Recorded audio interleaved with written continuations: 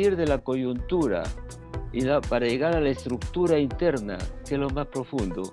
Es como si estuviéramos encima de una pradera y después buscamos a los geólogos para saber qué cosa está pasando en el fondo de la sociedad y del Estado del Perú. La coyuntura es visible, la estructura no lo es. O sea, vamos técnicamente de lo conocido a lo desconocido, a lo profundo. La primera cosa es la coyuntura de los últimos 20 años. No hay duda que durante estos 20 años han pasado cosas extremadamente contradictorias. Vamos a decir, en primer lugar, voy a decirle a este amigo extranjero que ha venido, vamos a tratarlo de esta manera, pues simplemente el Perú ha progresado en el término de la economía liberal o neoliberal por otras razones. Y entonces en este momento el Perú es un país, según la estadística del Instituto Nacional de Estadísticas, somos un país urbano, lo cual facilita mucho los encuentros. Segundo, somos un país más bien alfabeto. Ahora hay una discusión entre los técnicos, ¿cuántos alfabetos tenemos? Me parece que algunos dicen que 5% todavía, 13%, depende mucho de dónde vivan las personas adultas del mundo andino. Entonces son los muy mayores que no han terminado de aprender a leer y escribir. Pero ya es un campo importante. En cambio, diría que no es verdad que no hay analfabetos, pero hay iletrados. O sea, gentes que saben leer y escribir y no leen nada porque no quieren, ni siquiera periódicos. Entonces, durante estos 20 años, sin decir nada de bueno ni de malo de los que han gobernado, ha crecido el Producto Interno Bruto y ha crecido el per cápita de los peruanos.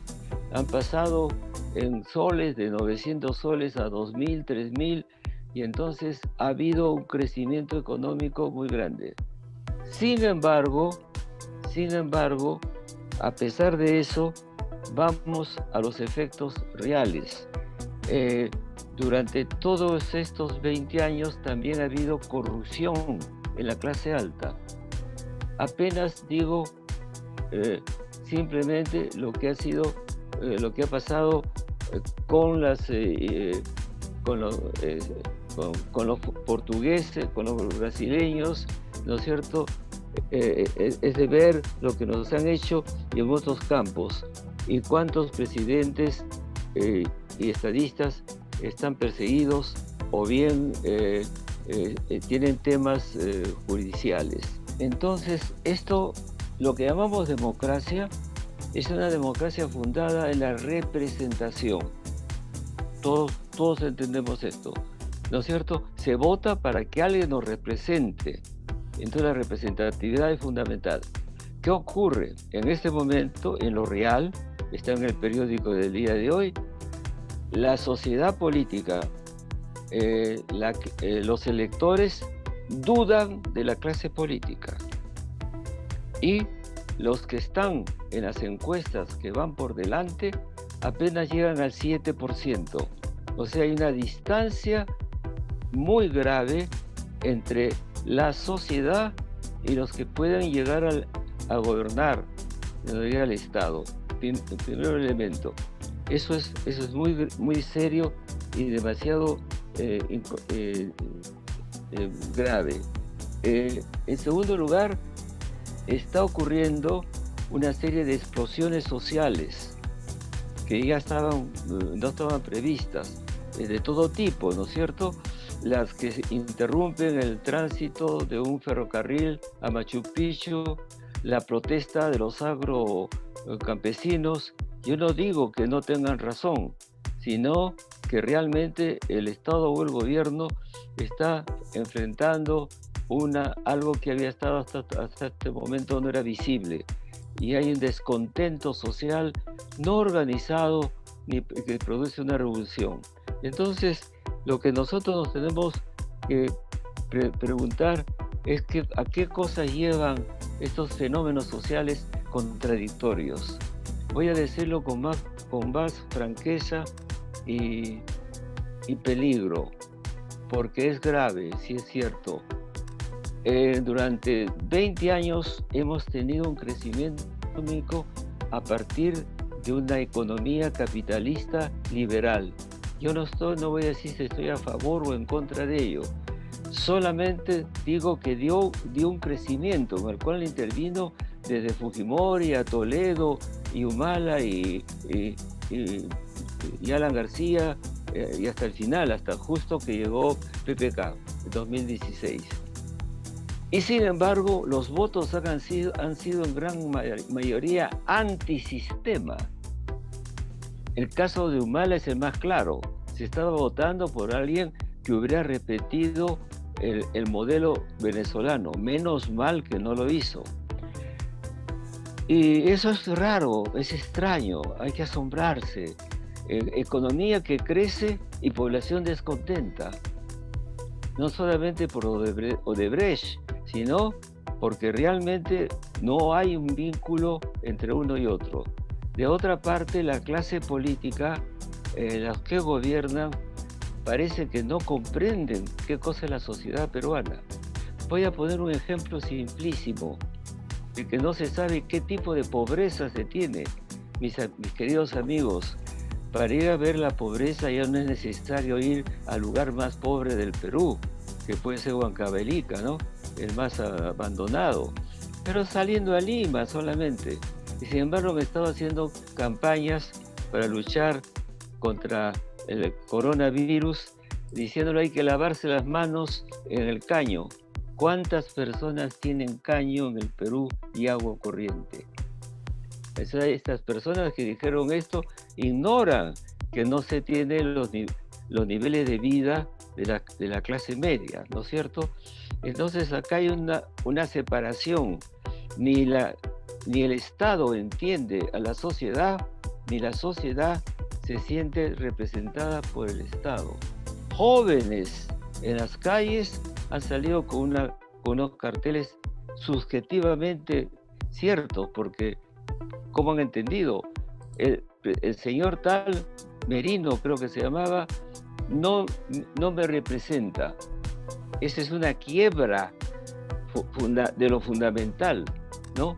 Que es que las democracias, los gobiernos se manejan por alguien que han sido elegidos para gobernar y otros que saben que son gobernados, y después ya vendrán la discusión o el rechazo de estas cosas. Entonces, esto me lleva a otro capítulo. Hay que buscar las causas de las cosas.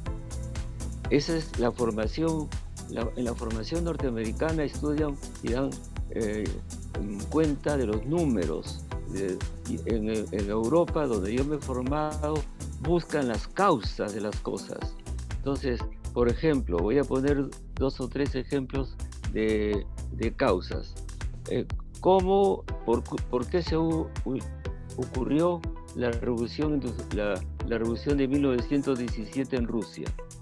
Uno piensa inmediatamente en Lenin y en el Partido Comunista. No es nada así, no es así. Lenin era un socialdemócrata, el partido no se llamaba comunista, estaba en Europa, exilado. El gobierno de los zares dominaba hasta el 14. ¿Qué ocurrió? ¿Qué causas produjo el derrumbamiento de los zares? La guerra del 14, la Primera Guerra Mundial. Ningún marxista va a decir esto, porque ellos piensan pues en la importancia de la revolución, pero no fue así. Comenzó la guerra y Rusia, enemigo tradicional de los alemanes, comenzaron a ser golpeados y vencidos por los germanos de una manera catastrófica. Lenin en Europa regresó a Rusia cuando cayó el zar. El zar tuvo que abdicar Eso no lo dicen casi nunca. Abdicó y llegó, entonces Rusia se volvió una república, con Kerensky, que era un improvisado. Y en ese momento Lenin se dio cuenta que era el momento para tomar el poder y convenció a los bolcheviques a esperar un poco para que creciera el descontento de los rusos que estaban muriendo en el campo de batalla. Y cuando los soldaditos rusos comenzaron a tirar el fusil al suelo o matar a los oficiales, y ya en ese momento Lenin dijo ya, ¿qué produjo la revolución rusa bolchevique? Yo he dado una serie de conferencias sobre el tema porque soy historiador, entre otras cosas. Cuando hubo un vacío de poder,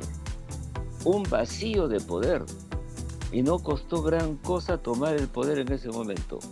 Ahora, cuando alguien me preguntó, ¿qué produjo la independencia del Perú? Bueno, tengo que decir que hay factores externos, y no creo que estamos perdiendo tiempo con esto, factores externos y factores internos. Voy a ponerle factores externos. En España había habido y lo pongo en los libros que hago, porque es así, algo pasó en el mundo hispánico. En 1812 apareció el Congreso de Cádiz. Cádiz fue un congreso liberal, mucho antes de nuestra independencia, y hubo delegados peruanos que fueron ahí y de otros dominios españoles. Y ahí comenzó una corriente de orden liberal dentro de España. Segundo elemento que fue importante es que el conde de Arana y otros encontraron que era muy incómodo que los jesuitas tuvieran tanto poder en América hispánica, y hubo el exilio de los que habían sido profesores y maestros de las élites de América, y sobre todo en el Perú. Se fueron todos ellos fuera, y la educación se perdió mucho. Y el tercer elemento fundamental fue la invasión de Napoleón Bonaparte a España en 1810. Tomó preso al rey y al padre del rey y lo llevó a Bayona. Cesarista, poderoso militar, ocupó España y comenzó una revolución para vencer a Bonaparte y echarlo. ¿Por qué había hecho esa guerra? Para bloquear Inglaterra. Y entonces, en esa situación, quedó, escuchen bien, el imperio español quedó sin cabeza, acéfalo. Y en ese momento hubo brotes de gobierno autónomo en Buenos Aires con el virrey y los criollos que por fin se podían acercar al poder. Los criollos eran ricos, pero mineros, hacendados, pero no tenían cargos políticos durante el virreinato. Y entonces no ocurrió en Lima, porque Lima era muy española y estaba Abascal, pero ocurrió en otras partes. Fue la primera experiencia política sin corona. Y estas cosas afectaron tanto que cuando comienza la independencia, España tiene su propia guerra de independencia contra Bonaparte y estaba debilitado. Ahora, esos son los factores externos.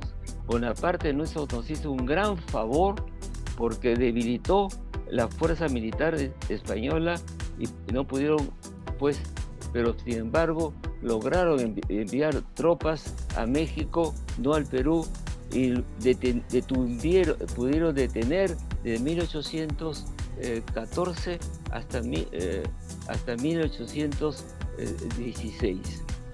Pasado esa temporada, recuerden ustedes, si es que no se han olvidado sus clases en secundaria, que lo que se llamaba Bolivia, ¿no es cierto?, el Alto Perú, era el lugar donde los boranenses, los rioplatenses, no había argentinos todavía, intentaban entrar por la parte alta y Abascal conseguía con unos ejércitos donde había criollos, españoles e indios, muchos indios, defendiendo la monarquía, y no pudieron llegar.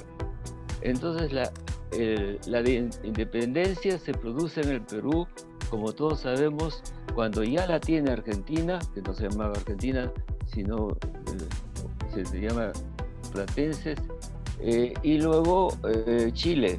Chile envía 19 barcos con un inglés, Cochrane, y con soldados ingleses y San Martín.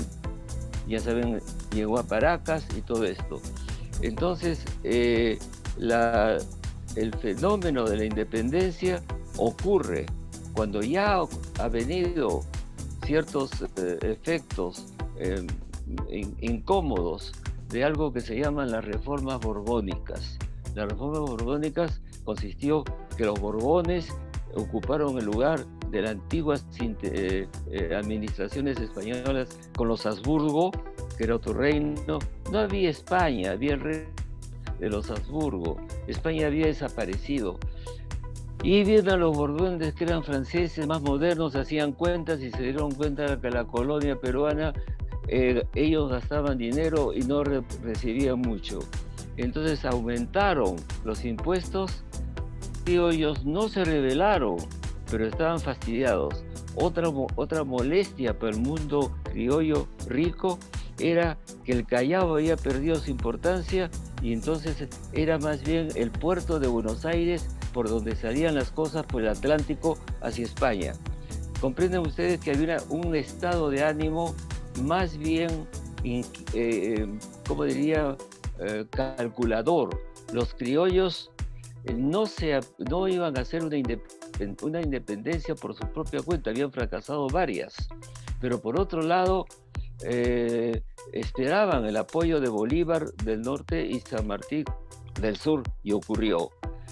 La otra cosa elemental en esa situación era también que había habido el levantamiento de Túpac Amaru, y Túpac Amaru asustó a la clase criolla, y ellos decían una frase que la historia recoge.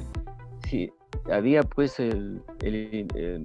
la persona que venía de España, si gana el corregidor, malo, malo, malo. Si gana Túpac Amaru, peor, peor, peor. Tenían temor a una revolución de tipo étnico, en la que Túpac Amaru primero, ¿no?, fue el primero de ellos, y después vencido por otro cacique, ¿no?, que era más bien monárquico.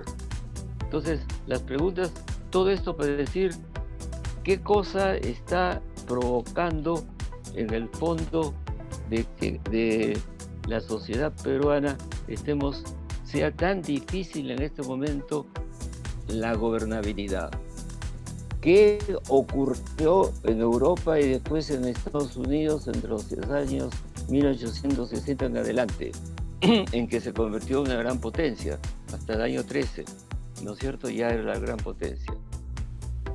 ¿Qué gran acontecimiento científico, social, de orden mental, de cognición, de comprender y de modificación por completo de la sociedad y la vida humana, que no tuvimos en el 19 y sí ocurrió en Europa y Estados Unidos? Se llama revolución industrial. No hemos entrado a la revolución industrial. Nuestra economía es una economía primaria. ¿De qué? Minas, agricultura, algunos productos y nada más. ¿Qué cosa es esta imagen? Perdonen porque estoy en francés, no lo he transformado, pero por rapidez, porque es una imagen, ¿no? Revoluciones técnicas. No fue una sola revolución industrial. La primera, en 1850, del carbón, el acero y los textiles. Carbón, acero y textiles. Luego, mecánica de automóviles, avión, petróleo, química eléctrica en 1900. Y luego electrónica, telemática, robótica, biotecnología, átomos a partir del 50 hacia adelante. ¿Qué está diciendo esto? Que la revolución industrial tiene olas en las que algunas sociedades no se han añadido. Entonces, ¿qué nos falta? No estamos en el siglo XXI. No somos un país que haya entrado a la modernidad de la revolución industrial. Por favor, no es necesario que comencemos a competir en construir automóviles o ferrocarriles. Eso ya está hecho. Ni aviones, ni radios, ni computadoras, porque ya lo hacen en otros lugares, en el Asia. Entonces, a lo que voy, esta imagen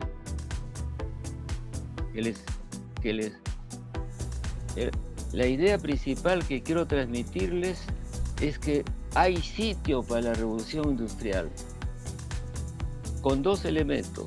El primero, hay que entrar a la fase cuarta o quinta de la revolución industrial por la sencilla razón porque el señor Neira no dice cosas que le salen del alma, como decía un profesor que decía que le venían las cosas en la cabeza cuando estaba hablando. No, esto lo han hecho los países asiáticos.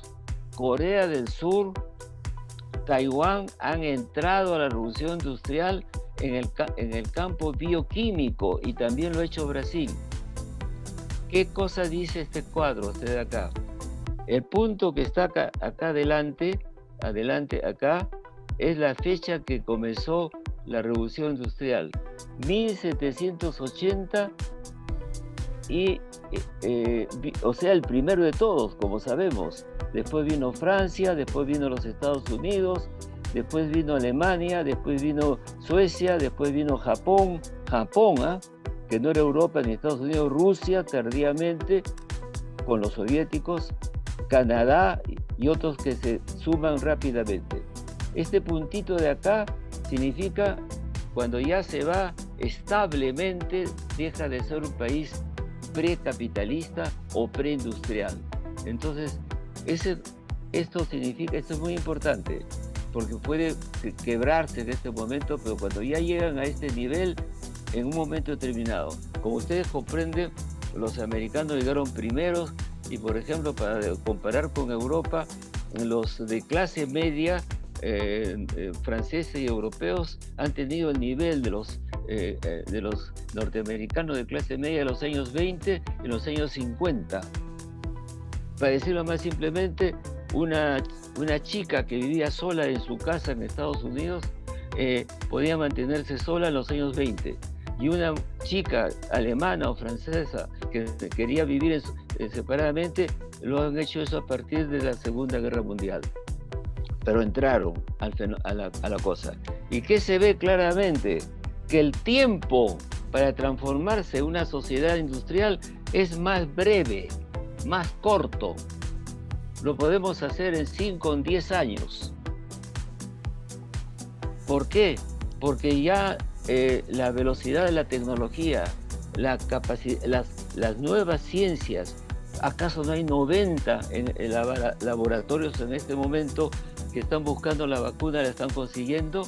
Ya la ciencia no está en un solo lugar. Pregunto, ¿por qué India y China son poderosos?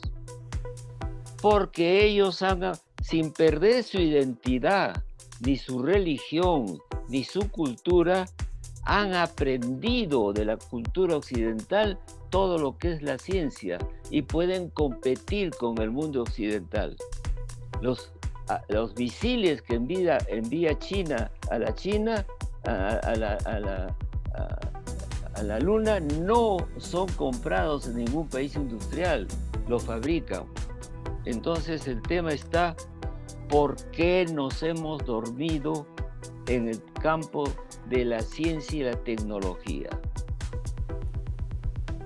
Eso es lo que se llama la parte fundamental, las placas tectónicas.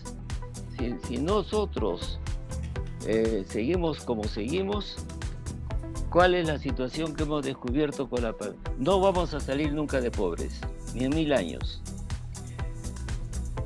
Explicación racional y sencilla. Cuando yo era joven, había 10 millones de peruanos, los cuales el 60% eran analfabetos cuando yo iba al colegio. Hoy día hay 3 veces más población en el Perú. Y entonces, ¿qué ocurre? Que no hay empleos adecuados para los peruanos. Somos una pobre sociedad económica y social que a lo más llega al mercantilismo. Esta es una sociedad donde un peruano no tiene más remedio que entrar a lo ilícito o irse del Perú si quiere tener dinero. ¿Qué es el Perú que nos ha descubierto la pandemia? Un país con una falaz, diría Basadre, crecimiento económico. ¿De qué está compuesto el cuerpo de trabajadores del Perú? 3/4 partes son informales. Yo no conozco, y me he dado la vuelta al mundo, porque como profesor francés me enviaron varias veces a misiones, y tengo una experiencia internacional también, ¿no? De esto, de ver las cosas directamente. Pues nada, no hay ningún país más informal que el Perú. Y hemos estado muy contentos, porque los que vinieron del mundo andino, ¿no?, se alojaron en el exterior de Lima, se construyeron su casa, inventaron su chamba. ¡Ah, caramba, qué bien! Sí, pues, admirable, pero no es sólido. Y hemos visto la precariedad y la debilidad de nuestra economía y nuestra sociedad, porque los que no han podido y no pueden hoy día trabajar, no pueden comer mañana. Hemos descubierto nuestro lado falso, nuestro talón de Aquiles, que es feroz. De 4 peruanos que tienen trabajo, 3 son informales. Así no se va el desarrollo. ¿Cómo se puede hacer? Un cambio gigantesco. No es un asunto de cambiar la Constitución. Tenemos que cambiar de la base misma. Yo he llamado en un libro mío el águila y el cóndor, que es una comparación entre México y Perú. He usado este concepto de las placas tectónicas. Dice, las placas tectónicas o revoluciones ocultas del Perú contemporáneo. Una de ellas es la migración interna, lo que Jorge Basadre llamó las ojotas rebeldes a la soledad empresarial. Eso nos ha hecho dar una falsa idea de la realidad peruana. Entonces, creció la población, disminuyó la población rural, el país es urbano, pero la gente no tiene empleo. Entonces, la primera pregunta que le puedes hacer a los peruanos jóvenes es: ¿qué trabajo van a tener? ¿Qué ganancia va a tener? Mientras dure esta situación de semipobreza sin estabilidad, incluso los que han mejorado los últimos años, después que la pobreza se redujo del 40% al 38%, y con un gobierno que no voy a decir cuál de ellos, pero redujo eso de 38 a 18, ha vuelto a crecer la pobreza. Pero esto no se sale así. Los mejores puestos están en las otras clases sociales, y aún así ahí intervienen las familias, los arreglos, los acuerdos, ¿no?, que cierran las puertas las puertas de los buenos lugares y otras cosas más. Entonces, cambiar esta estructura significa modificar gigantescamente el Estado. Lo que ustedes están diciéndome en esta carta, cuáles son los recientes acontecimientos en el país y el mundo, y qué cosas son la actualidad. La actualidad es la que yo noto con mi experiencia personal, porque soy profesor universitario desde hace 20 años en el Perú. Después de tomar la jubilación, volví al Perú. Tengo una pensión de profesor, hice toda mi carrera, pude irme a otro país, vine al Perú. Yo me pregunto, ¿qué pasó en la educación, señores? Yo estudié en la Gran Unidad Escolar Melitón Carvajal. Eran estupendas. Mi padre era muy pobre, era policía, se había separado de mi madre y tenía otra familia. No podía enviarme a un colegio privado. Gracias a Dios, en la Gran Unidad Escolar conocí el Perú. Gentes de todas culturas, de todo tipo, andinos, urbanos, criollos, lo que fuera, ahí. Y eran colegios en que tenían una formación para conocimientos, no como ahora se dice habilidades. Eso de las habilidades, voy a hablar un poquito de eso. Nosotros estudiábamos, los que eran ingenieros y no tenían ganas de estudiar eso, lo hacían igual. Literatura, historia del Perú, historia universal, ¿no? Geografía, etc. Y los que querían ser abogados o literatos tenían que hacer álgebra, no matemáticas, ciencias naturales, las dos cosas. ¿Por qué? Porque es lógico. Y ese es el estándar ¿de quién? Del mundo completo. En todo el planeta, en la secundaria, se le da una formación a todos, porque es la última vez que van a escuchar hablar unos de filosofía o de sociología y a otros de geología. Después cada uno en la formación superior toma una carrera y la profundiza, pero eso es lo superior. Y entonces, ¿qué ha pasado? Durante esta educación sin asignaturas han sido reemplazadas por una serie de simulacros de educación. La educación es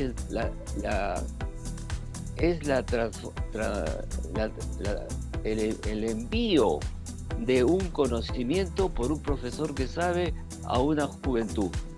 Entonces tenemos en este momento 8 millones de peruanos que nunca han escuchado una poesía de Vallejo, que no les han dado un curso de educación cívica que nos daban, que no ha habido trabajos de gimnasia, de música, y se perdió. Si había mucha población, se tenían que haber hecho grandes unidades escolares. Y eso se hizo con el general Odría. Me importa muy poco que en la historia haya sido un dictador. Hizo con un ministro Mendoza, militar, una cosa excepcional que desapareció.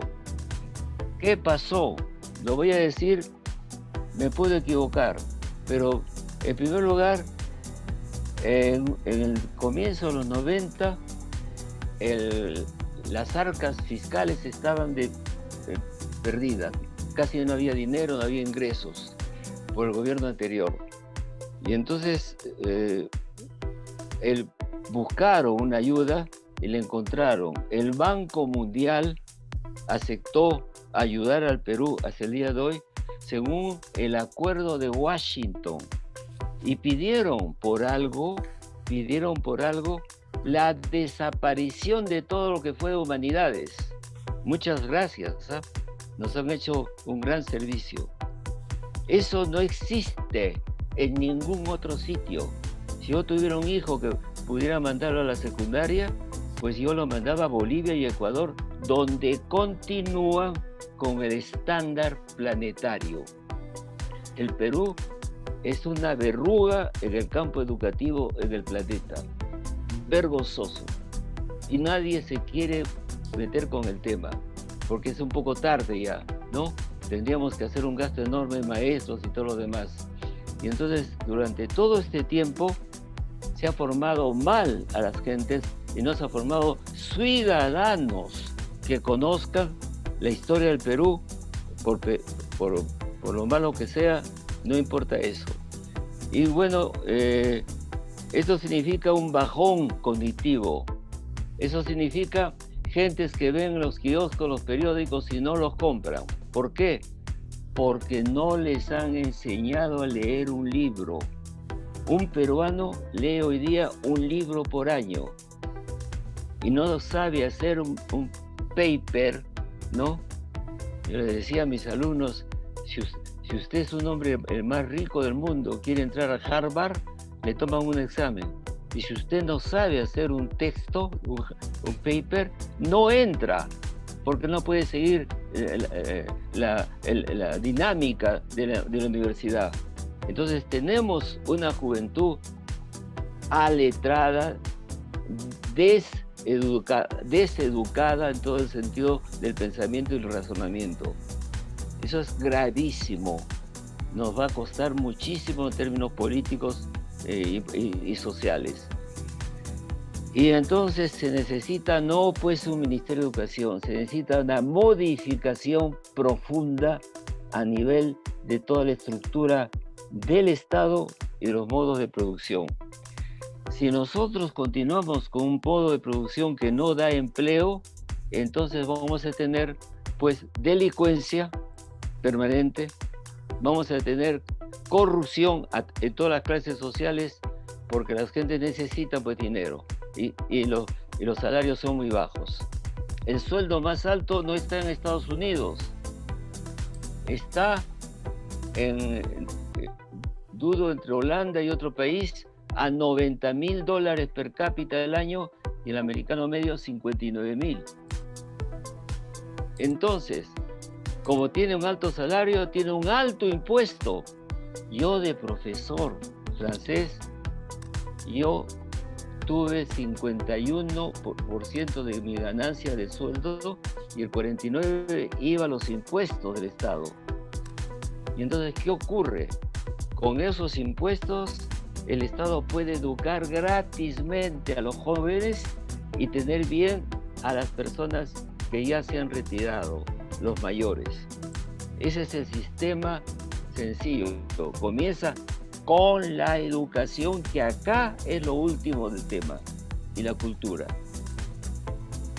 No es solamente educación, la cultura. Y entonces, nuestro proyecto, nuestra situación, ¿cómo es? Yo no terminé la secundaria, pero tengo una chamba. Gano mal, salario. No puedo ahorrar, va para abajo. No estoy formado, para abajo. Tenemos una espiral hacia abajo porque no hemos entrado ni a la revolución industrial, ni a la modificación de la mentalidad. Nosotros no tenemos otra salvación que la salvación de la ciencia y la tecnología. Insisto, ciencia, porque siempre nos vamos por lo facilito, ¿no? Es la tecnología. No, señor. Se tiene que estudiar física, química, los conocimientos básicos, y después la tecnología viene consigo. Imposible, doctor Neira, no, eso no se puede hacer. No se puede hacer. Vayan a Corea del Sur, vayan a Taiwán. Cuando yo estaba en el colegio, nos decían, el mundo asiático es tan pobre como el Perú. Y era verdad. En el momento del general Odría, el Perú y Taiwán y la Corea del Sur eran países pobres. Es verdad que los ayudó los norteamericanos, abrió el mercado. ¿Por qué razón? Para que no fueran comunistas, pues, para que no cayeran en manos de China. Y entonces, se puede hacer, y lo hizo antes Japón, la dinastía Suzhí, al final del siglo XIX, los Meiji decidieron enviar, conocen la historia, llegó a Inglaterra con flota de guerra para que abrieran el puerto para el comercio. Simpáticos, ¿no? Bien amables. Bombardearon los puertos japoneses y los japoneses tuvieron aceptar comprar cosas inglesas y intercambiar, etc. Pero el que era emperador muy joven dijo no. Nos ganan porque tienen esas máquinas que nosotros no conocemos. Cuando se fueron, entonces enviaron miles de jóvenes japoneses a estudiar a Europa y Estados Unidos. Miles. Y entonces eligieron, por ejemplo, Estados Unidos para hacer ferrocarriles y estas cosas, ¿no? Todavía no había aviones. ¿Qué país era el mejor en tal cosa? A Inglaterra, a Francia, a Alemania. Regresaron patriotas y entonces Japón se transformó en esa sociedad industrial que comenzó a competir con Inglaterra en el Asia, quitándole sus colonias. Y cuando ustedes han visto la película Pearl Harbor, ¿no? Y ven los 2000 avioncitos japoneses que van a atacar Pearl Harbor, no lo compraron el extranjero, lo hicieron ellos mismos. Es posible el salto industrial. Ya no pienso en armas, pienso en lo que nuestra formidable diferenciación biológica que tenemos en los Andes. Podemos cultivar cualquier planta del mundo, podemos transformarla químicamente en otras cosas, en todo lo que sean posibilidades para el medicamento, para los alimentos. Podemos hacer mucho más de lo que hicimos en los comienzos de la colonia. La patata, como le llamaban los españoles, la papa, salvó del hambre Europa.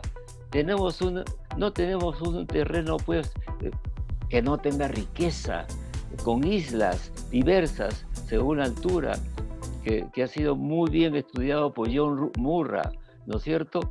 Son espacios distintos según la altitud.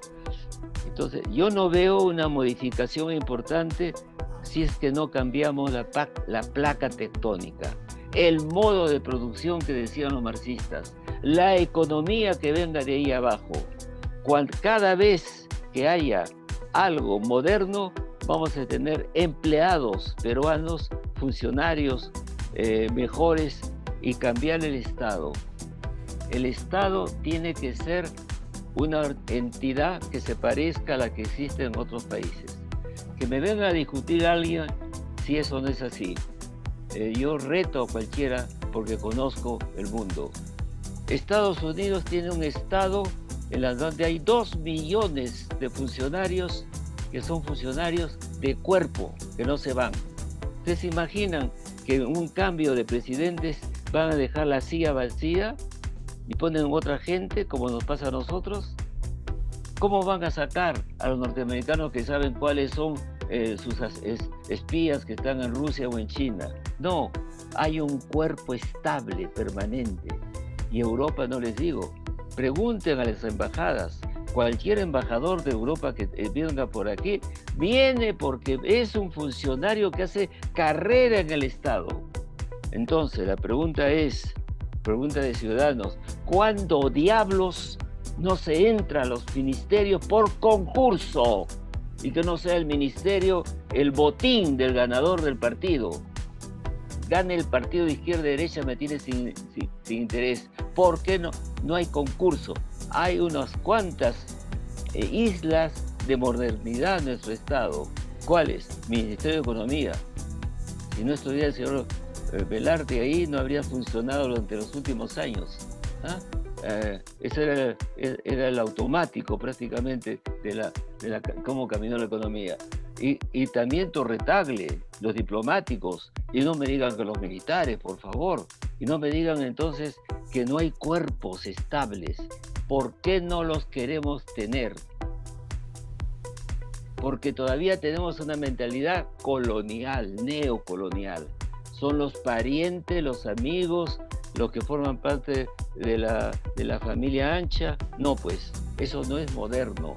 El concurso es moderno.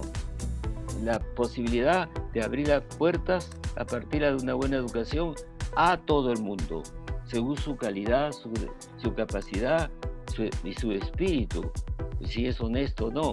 Entonces, lo que yo no veo salida de la situación, y por eso me interesa muy poco los resultados electorales.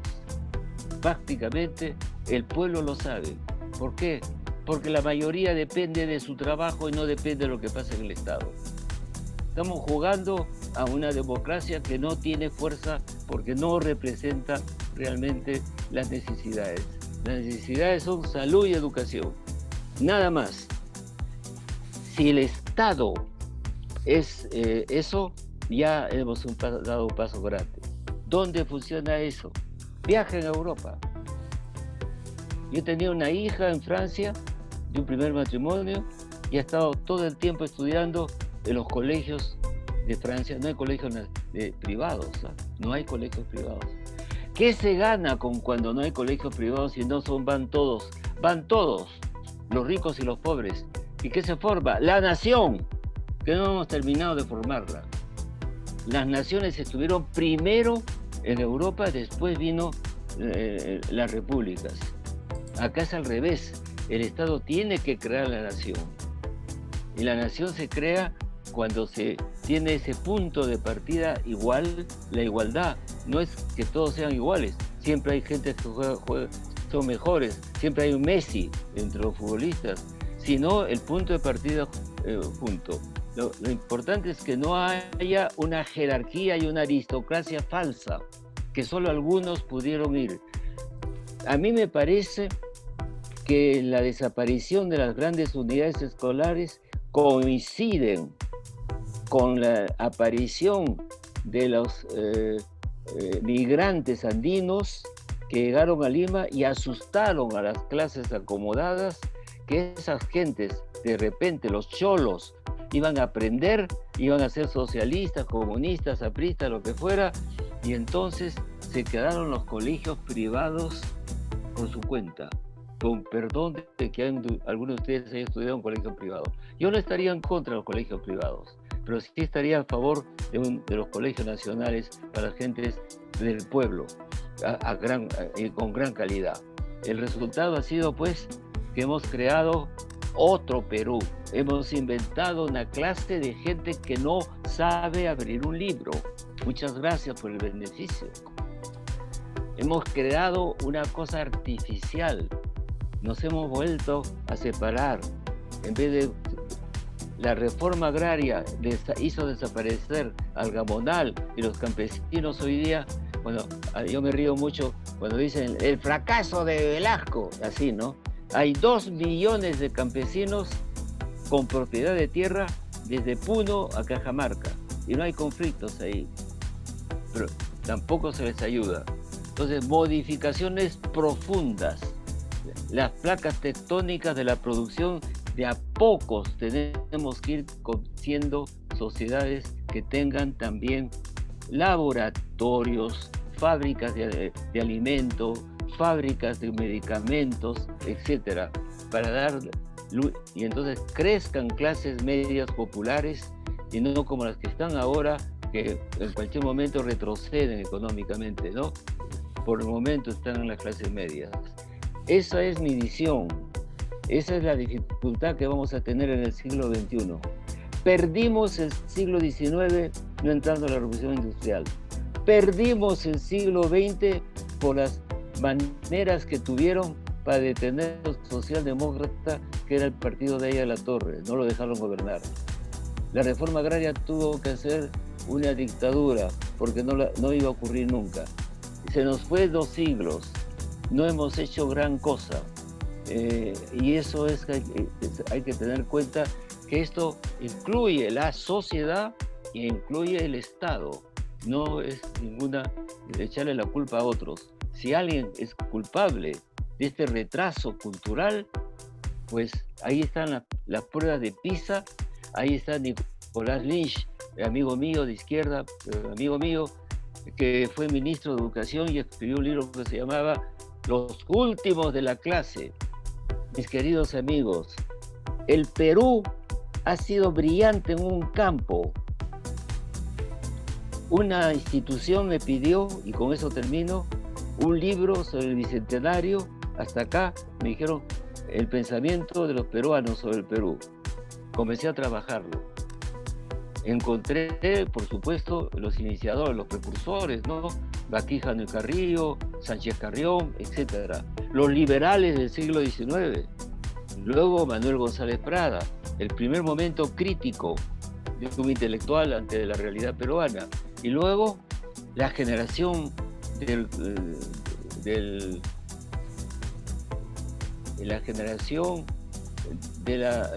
bicentenario, del centenario, ¿no? Porras, Basadre, Mariátegui, tenían 20 y tantos años. Y luego la generación del 900, de Belaúnde, Víctor Andrés Belaúnde, García Calderón, etc.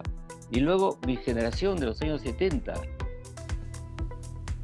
¿Qué cantidad de poetas, de novelistas, de sociólogos, de economistas, de filósofos extraordinaria? Firmo este tema, mejor que la política en el Perú, donde ha habido pocos estadistas en el siglo XIX y pocos en el siglo XX, estadistas. Con las manos de la mano podemos contar 4 o 5. Más que la economía, mucho más que la política, lo que ha tenido el Perú es brillantez intelectual. Impresionante. Desde Vallejo, que es un poeta universal, a la generación que se ha ido muriendo poco a poco. Y eso se ha detenido también. Eso se ha detenido. Hemos perdido ese amor al conocimiento y la necesidad del conocimiento. Lo de las habilidades, aprender cosas hábiles, eso está bien para obreros. ¿O qué pasa? ¿O este es un truco norteamericano para que el Perú no deje de tener pensadores? Y a mí me parece que es eso. Entonces el imperio existe. ¿Cuáles son los grandes rivales que vamos a tener? En primer lugar, pobre de la nación o el país que no tenga un Estado fuerte, un Estado eficaz. Miren las crisis que tienen en Chile, que es país bien adelantado. ¿Saben por qué? Porque vivimos una época del neoliberalismo. Y el neoliberalismo es una tendencia que solo le interesa la economía. Y su enemigo es la existencia de estados. Eso no es el mundo completo, no. Son los anglosajones. Es increíble. Yo conozco Londres, he estado en Oxford, pero los anglosajones tienen una disputa milenaria con el resto de Europa. Son provincianos a la vez cosmopolitas y quieren ellos que haya una sola lengua que hay en el planeta y homogenizar el planeta. ¿Por qué? Porque es más fácil para el comercio, pues, ¿no? Y eso es meterse con las culturas, con las maneras de vivir, no va a funcionar. Pero son nuestros enemigos y los que quieren estados estrechos, pequeños. Hay problemas en Europa, hay problemas porque los estados se estrechan, porque los capitales van a esas empresas internacionales y ponen las ganancias en paraísos fiscales.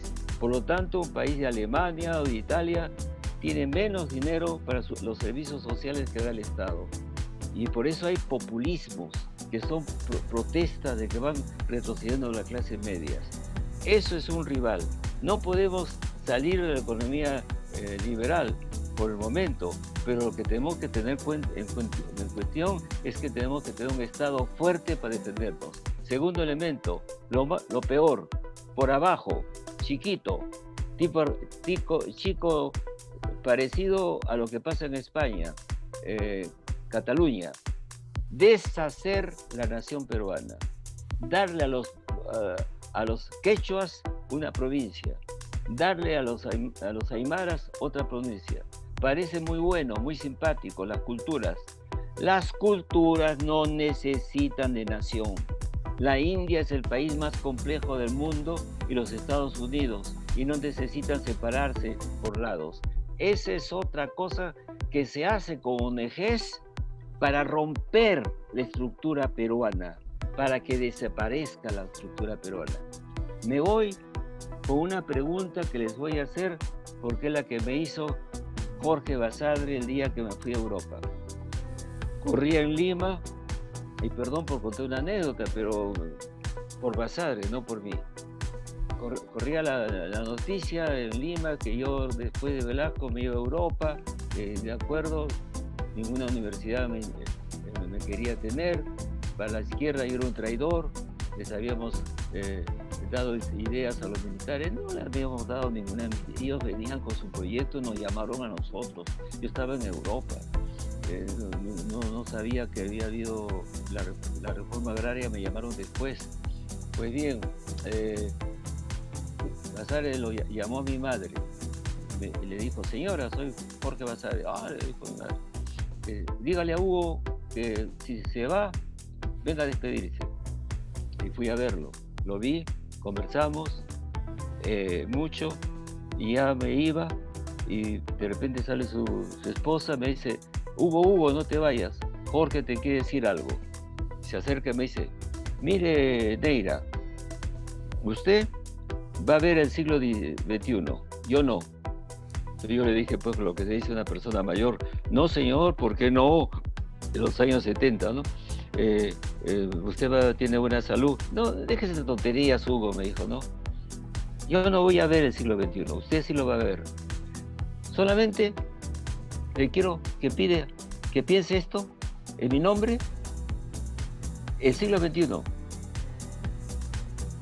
¿Vivirá el Perú o morirá el Perú? Me dio un manazo y se fue. Les dejo la pregunta. El Perú estaba amenazado por fuera y por dentro. Y para eso necesitamos nación, necesitamos república y necesitamos Estado de verdad. O perecemos. Hubo un día de esos, una empresa, Dios me perdone porque tengo mala boca, va a comprarnos. Y si hacen una encuesta, los peruanos van a votar por ser parte de una empresa. Y adiós Perú. Si no movemos las placas tectónicas, lo serio, en qué trabaja un peruano, cuánto gana y cómo está educado. El resto son tonterías. Gracias.